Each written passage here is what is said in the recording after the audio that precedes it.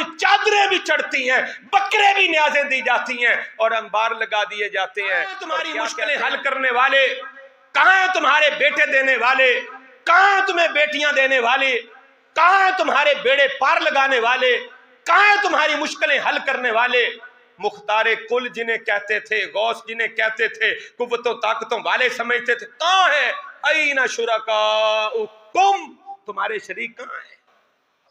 بات میری نہیں ہے پیارے بھائیو، اللہ کے قرآن کی ہے۔ الزام مجھے تو کوئی نہیں دے سکتا نا کہ جی محمدی صاحب نے سختی کی ہے، سخت جملے بول۔ اللہ کہہ رہا ہے اللہ کو مانتے ہیں تو ماننا پڑے گا۔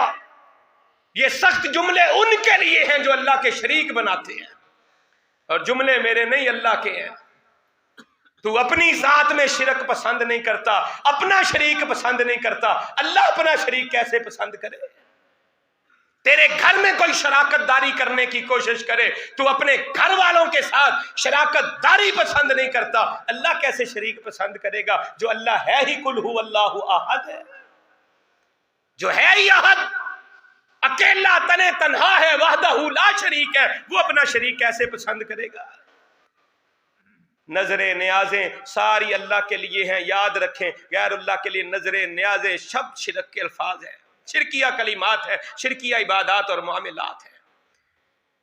امام احمد ابن حنبل رحمہ اللہ تعالیٰ نے کتاب الزہد کے اندر، امام ابو نعیم اصفہانی نے اپنی کتاب حلیۃ الاولیاء کے اندر اس حدیث مبارکہ کو تذکرہ کیا ہے۔ حضرت سلمان فارسی رضی اللہ تعالیٰ عنہ بیان فرماتے ہیں کہ رسول اللہ صلی اللہ علیہ وسلم نے ارشاد فرمایا، رجل دخل الجنت، رجل ایک بندہ اللہ کی جنت میں داخل ہو گیا، فی ذباب ایک مکھی کی وجہ سے، ودخل النار رجل فی ذباب، رسول اللہ صلی اللہ علیہ وسلم نے فرمایا اور ایک بندہ ایک مکھی کی وجہ سے اللہ کی جہنم کے اندر چلا گیا۔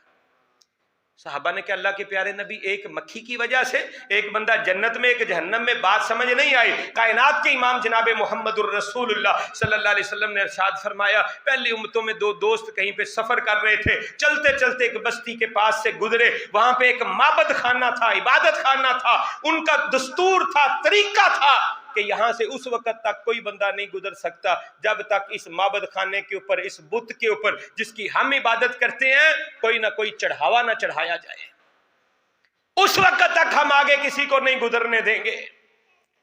یہ مسافر کہنے لگے ہمارے پاس تو کچھ ہے نہیں، ہم کیا چڑھاوا چڑھائیں؟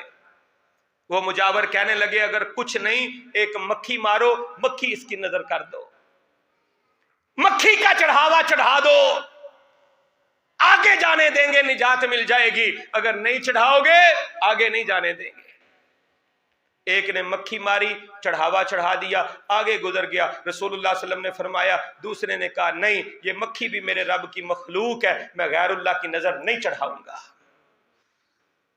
ان مجاوروں نے اس کو قتل کر دیا۔ رسول اللہ صلی اللہ علیہ وسلم فرماتے ہیں جس کو ان مجاوروں نے قتل کیا تھا اللہ نے اسے جنت میں داخل کر دیا، اور جس نے مکھی مار کے اس بت کے اوپر چڑھاوا چڑھا دیا اللہ نے اس کو جہنم کی آگ میں داخل کر دیا۔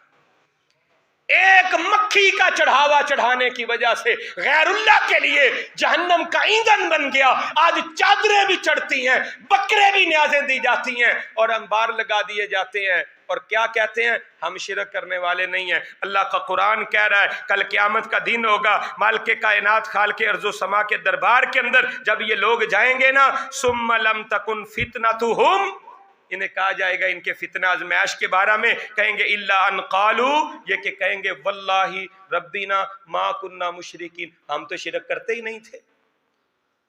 آج بھی کہو تو کہتے ہیں یہ شرک نہیں ہے۔ لِيُقَرِّبُونَا إِلَى اللَّهِ زُلْفَىٰ، اللہ ہماری سنتا نہیں، ان کی موڑتا نہیں، ہماری ان تک، ان کی رب کائنات تک ہم اس لیے جاتے ہیں۔ اللہ کا قرآن کہہ رہا ہے مشرکین مکہ بھی یہ کہتے تھے ہم ان بتوں کی عبادت نہیں کرتے، ہم تو ان کے پاس اس لیے آتے ہیں لِيُقَرِّبُونَا إِلَى اللَّهِ زُلْفَىٰ، یہ اللہ کے قریب ہمیں کر دیتے ہیں۔ ہم گناہگار ہیں، خطا کار ہیں، ہماری نہیں سنتا، ان کی موڑتا نہیں ہے۔ ہماری ان تک، ان کی رب کائنات کے دربار تک. لیکن یاد رکھیں کل قیامت کا دن ہوگا. مشرک وہاں بھی کہہ رہا ہے، حالانکہ ساری زندگی شرک میں گزار دی، اللہ کی قسم کھا کے کہتا ہے واللہ واللہ، اللہ کی قسم ربنا، اے ہمارے رب، ما کننا مشرکین، ہم شرک نہیں کیا کرتے تھے، ہم نے شرک نہیں کیا. اللہ کے شرک میں اللہ کہہ رہے ہیں تم شرک کرتے رہے ہو، تمہارے اس شرک کی دلیل بھی تمہارے پاس کوئی نہیں ہے. میرے پیارے بھائیوں بات لمبی ہو رہی ہے. رب کائنات کا فیصلہ ہے، جو اللہ کی ذات میں اللہ کا کوئی شریک بنائے گا، اللہ کی صفات میں اللہ کو کوئی شریک بنائے گا، دنیا میں بھی پچھتائے گا، کل قیامت کے دن ذلت، رسوائی، پچھتاوا اس کا مقدر بن جائے گا، اور زبان سے اپنی کہہ رہا ہوگا یا لیتنی لم اشرک بربی احدا، کاش کاش، ہائے افسوس، میں اللہ کے ساتھ، اپنے رب کے ساتھ کسی کو شریک نہ ٹھہراتا. آج ہمیں اس بات کو سمجھنا ہوگا تاکہ ہم اللہ کے شریک نہ بنائیں. اللہ وحدہ لا شریک ہے، اسے وحدہ لا شریک ہی سمجھے. اللہ مجھے آپ سب کو عمل کرنے کی توفیق عطا فرمائے.